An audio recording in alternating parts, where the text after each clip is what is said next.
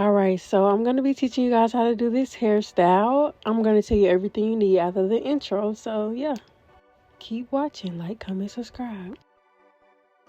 Subscribe to Faye Alve. I know y'all see the new intro, but anyways guys, you're going to need a rat tail comb, some shining gem, some edge effect. The shining gem is in the yellow jar and the edge effect is in the white jar. And I also use free tress braiding hair in the color 27. And I also use the rollers, and I'm pretty sure that's it. And I had a kettle to boil the water. But what you're going to do first is part off your bottom row. And I just did 3 braids down here. So I'm FaceTiming myself. This is the FaceTime footage. The quality is going to get better after I finish showing you this back part, just so I can show you the structure. The footage of me FaceTiming myself is just from the nape of my head up to just about above my ear. And this is basically just to show you the part structure. And I'm going to be showing you how I do a small knotless braid. So I'm starting on the left side and I'm going under the middle part. And I'm grabbing the piece on the right and I'm adding in the piece of hair as I just did, like so. And I'm going to add in at least 3 pieces of hair on the same side, basically in the same way. It's just a repetition of the first step. And then I'm going to braid down until I want to add another piece for thickness. I did not continue to keep feeding in hair because I did not want this hairstyle to be long. I wanted it to actually be short. I didn't even want the curls to be that long, but because I had a little bit of longer hair, it had to have some extra length to it. I am going to speed up me braiding down this braid because my arm is in the way. Like, dang, Ave, like, what the heck? How you recording something? But really, I was FaceTiming myself. So I was really just focused on getting the back part. But I did want to give you guys some, like, start to finish tutorials. So I feel like this was important to have in the video. What I'm doing now is just tying a knot. So I take like one of the thinner pieces or the longer pieces and I just split it into a smaller piece that I would be able to tie into a tighter knot. And then y'all, I'm jacking this knot up. I do not want this to come loose. But when you get above your ear, you're going to start parting your hair into 4 sections, and this makes it easy to make your row straight. So right now I'm parting it in the area that's behind my ear to the middle, and then I'm going to continue to do that all the way around my hair for each row. And now I'm transitioning to the better footage. So I'm just going to be doing a knotless braid in the front of my hair just so you guys can see it for a better angle.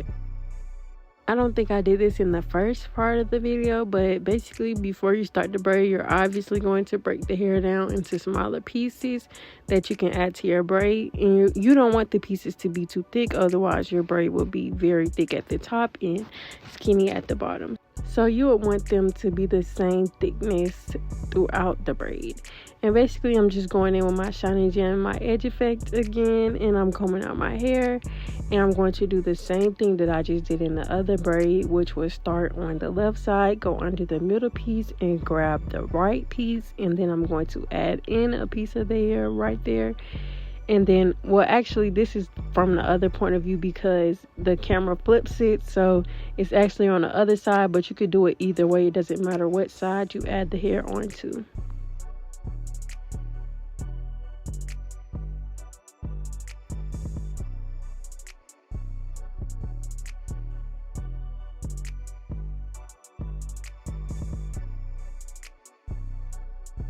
Y'all, don't mind my faces. I'm not actually hurting myself. I think my arms is hurting at this point because I had did my whole head. But I also forgot to mention that I am dipping each row as I go because I feel like I did not want to be at the end and have a whole bunch of curls to roll up and dip. So I'm going by each row just to dip them and get them sealed. I also did that because I would hate for them to come loose.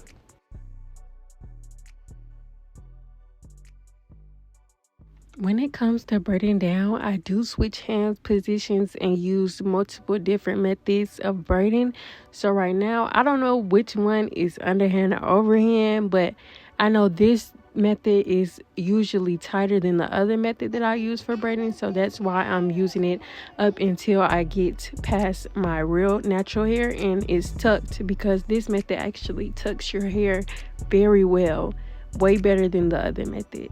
This is how I add hair within this method. You can add it either way, whichever way works for you, just do that. And I'm pretty sure that's the only piece that I'm adding to this braid. And when I get down to the lower pieces, as you can see, there's one piece that is thinner, so I'm just gonna borrow some hair from the thickest piece of the braid and add it to the thinner piece so I can continue to braid down. And yeah, I'm actually not gonna speed it up when I change my hand position. And you guys gonna see how fast I braid, because I'm like, so I'm the fastest braider like ever that ever lived. What is you talking about? But yeah, this is definitely not sped up.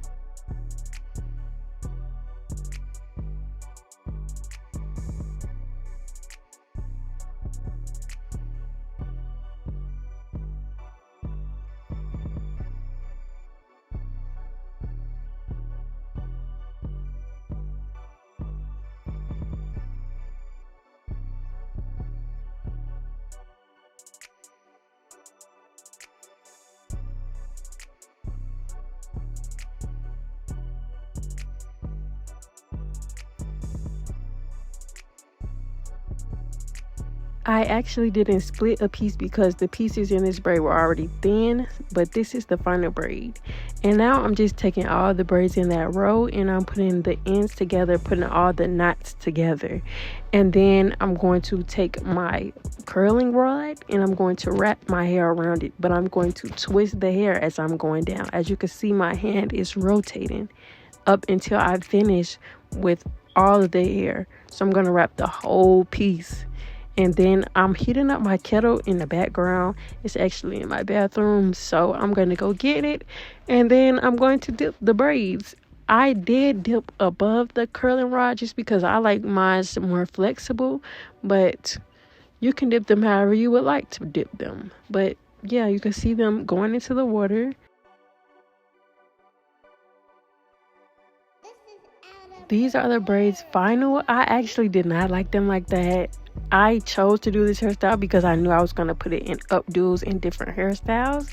And really, I just wanted them to be like the curly suit looking thing. I don't even know who curly suit is, y'all. Not too much.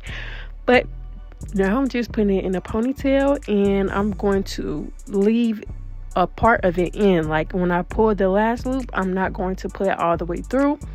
And I'm going to pull a couple curls out just to make it look messy, a little bit like a messy bun. And that was really the look that I was going for. I did wear these into different styles when I had them in, but this was really the main style that I did it for.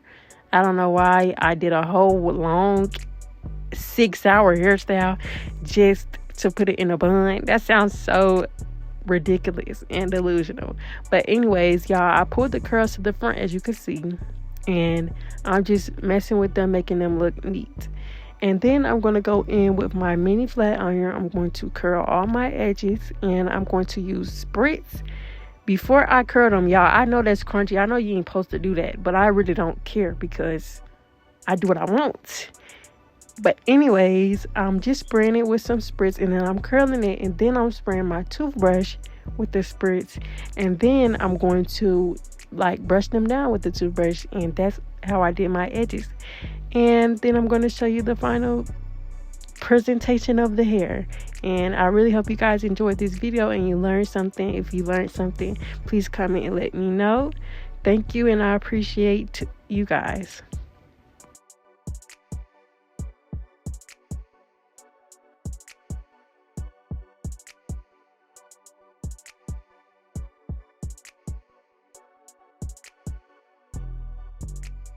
Kamar, you snapped on